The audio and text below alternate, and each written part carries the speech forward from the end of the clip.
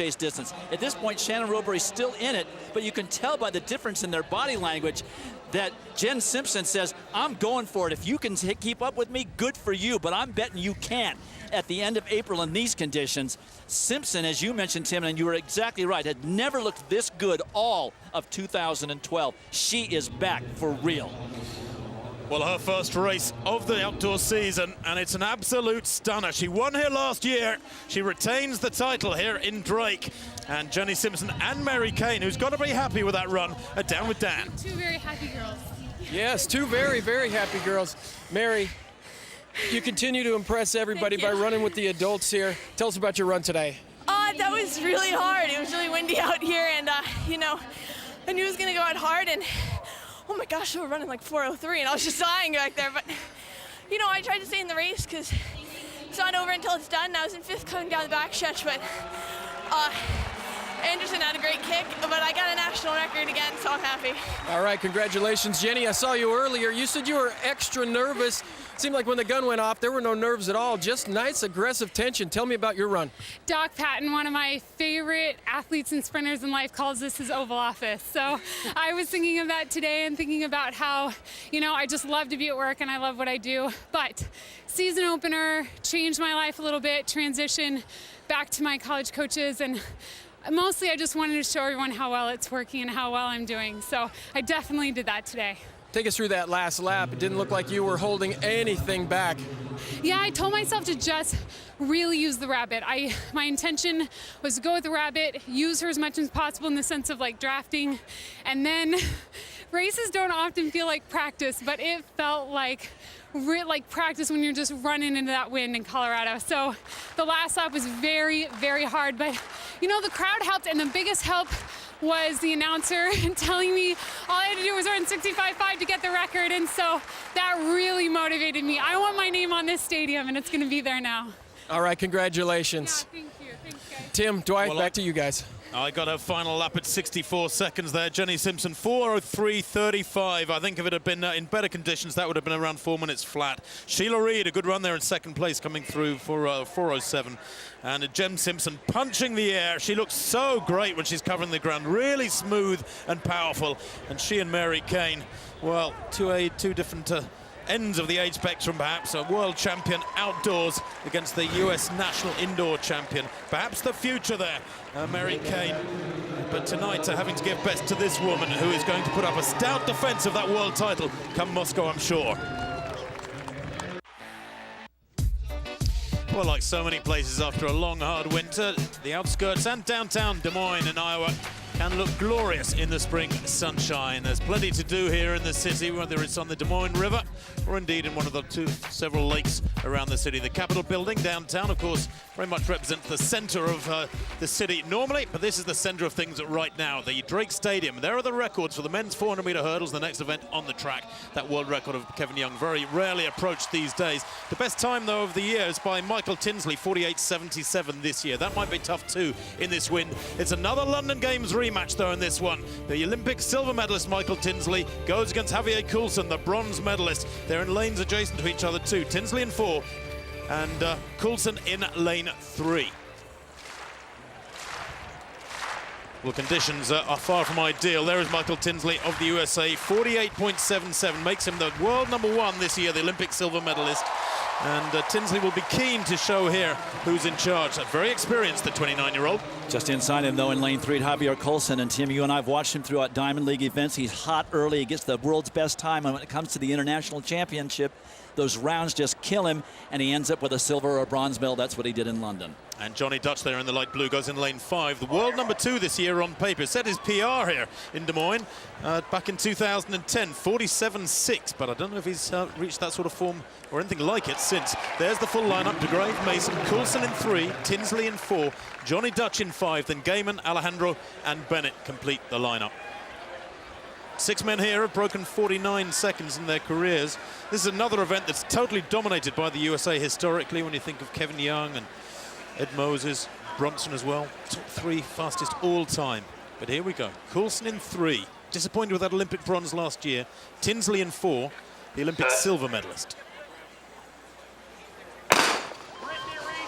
Well, away without any troubles. The tall figure of Javier Coulson, who was so consistent through the 2012 season, went into the Olympic Games as strong favourite and has been so close in the last 3 major championships. In lane 5, going very strongly, is Johnny Dutch. I guess he's running blind and perhaps a little scared there to the left of picture, centre of picture in that light blue strip. Yeah, he rises well before the other two. Coulson has closed up now in that orange top alongside the yellow vest of Michael Tinsley of the USA. As they come off the bend, Tinsley working hard now. Coulson hasn't really eaten into that lead that Tinsley's got coming off the final bend. It's still Johnny Dutch leading the way at the moment. I don't think they're going to get back to him.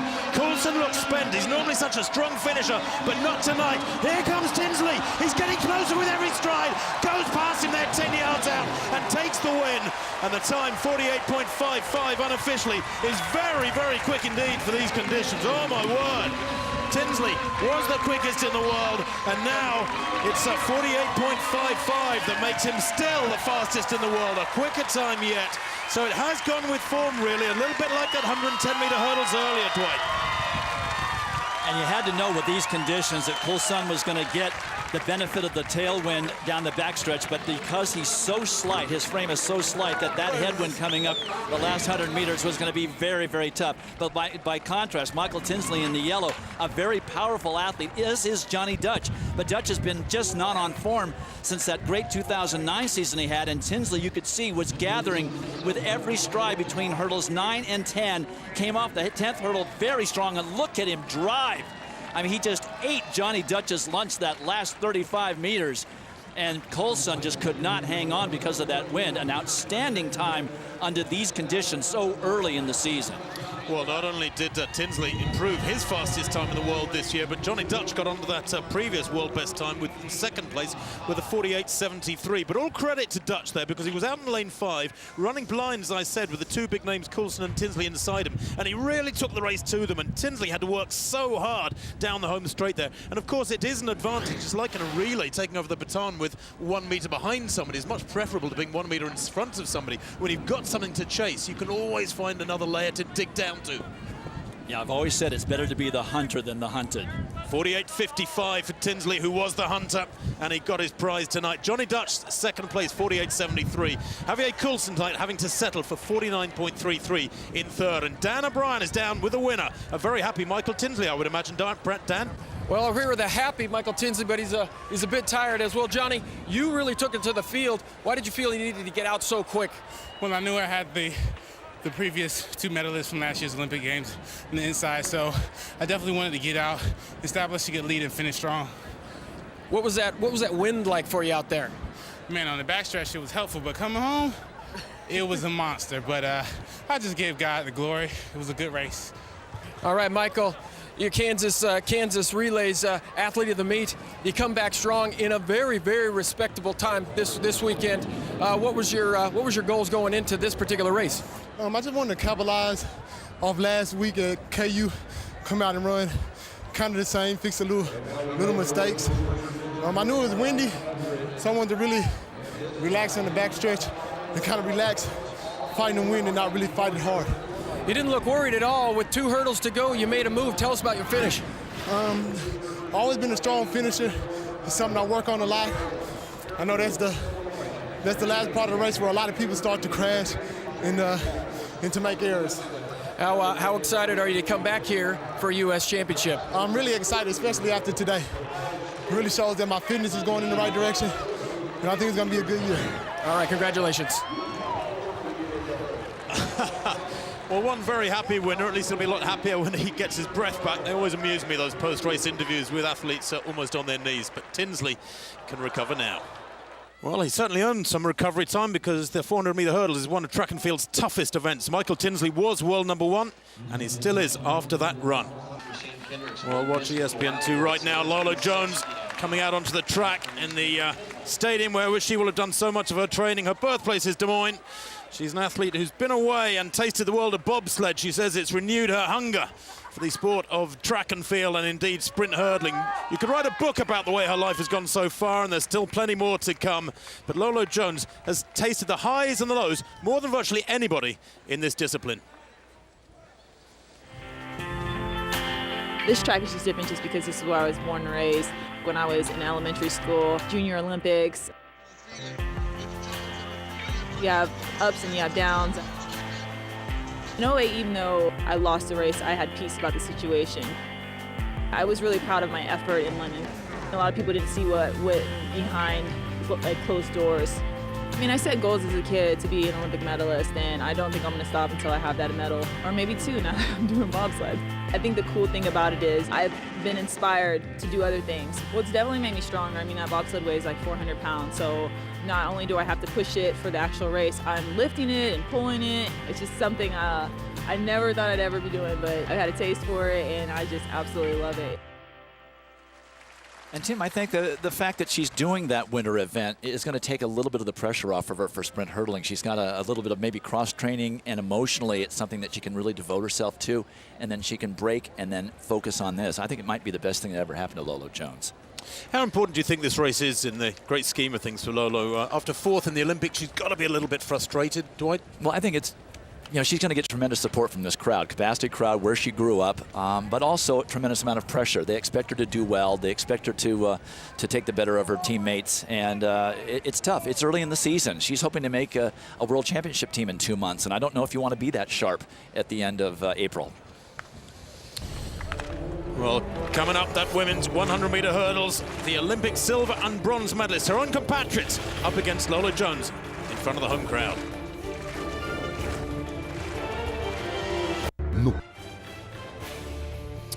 Well, this is a stadium that has hosted some of the greats in national NCAA championships and US national championships, amongst them Michael Johnson, Gwen Torrance, and indeed several on display today in this next event. We are ready on the track for the women's 100-meter hurdles. And let's just take a look at some of those records. The world record Dunkova back in 1988. Brianna Rollins, that world best 2013, 12:87, is vulnerable for this London Games rematch now. There it is, Dawn Harper, the silver medalist, Kelly Wells, the bronze medalist, Lolo Jones, the fourth placer in London, is perhaps the hungriest of the three. We'll find out very, very shortly. Let's meet the field. We can go to the stadium announcer, Mike J, to introduce the athletes. Next up on the track, the 100-meter hurdles London Games rematch. Running in lane 1. She finished 8th at the Olympic trials, the U.S. indoor champion. She is ranked number 6 in the world coming into this weekend at 13 flat. Former All-American at USC, Nia Ali. In lane 2. 4th in the U.S. Indoor Championships, the 2008 Olympian in the 400 hurdles, 2-time U.S. runner-up in the 400 hurdles, Queen Harrison. In lane 3, 4th in the 2008 Olympic trials, an NCAA champion while at Hampton. She was the 2011 Pan Am Games champion. She ran a 12:43 wind-aided at Mount Sac, Yvette Lewis. In lane 4, your London Games silver medalist, 2008 Olympic gold medalist. She finished 2012 as number 1 in the U.S. and number 2 in the world, Dawn Harper. In lane 5, the London Games bronze medalist, the runner-up in the 2012 Olympic trials, the 2011 U.S. indoor and outdoor champion, number 3 in the world in 2012, Kelly Wells. In lane 6, 3rd at the 2012 Olympic trials. She finished 4th in that London final. 2008 Olympic trials champion, 7th in the 2008 games. 3-time U.S. champion, 4-time Drake Relays champion, U.S. bobsled champion from Des Moines, Lolo Jones. In lane 7, she finished 4th in the 2012 trials. 3-time U.S. champion. She finished 2012 ranked number 3 in the U.S. and number 4 in the world, Jenny Crawford. In lane 8, a London Games semifinalist, the world indoor champion silver medalist, 2-time Drake Relays champion, 5-time NCAA champion while at Michigan, from Great Britain, Tiffany Ophelia Porter.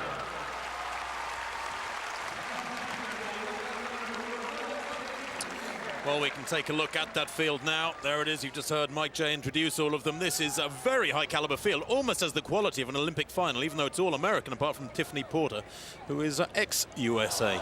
But Dwight, the big names in those middle lanes. Certainly the Olympic champion in Beijing and the silver medalist in London, Dawn Harper, now Dawn Harper Nelson, and she is always up to the task. She also had a world championship medal in Daegu in 2011. Right next to her in lane 5, Kelly Wells, the bronze medalist in London. So you have 2, 3, and 4 from the London final right next to each other in the middle of the track. Lola Johns goes in lane 6. Can she take the pressure here? She's twice world indoor champion. People tend to forget that because she hasn't yet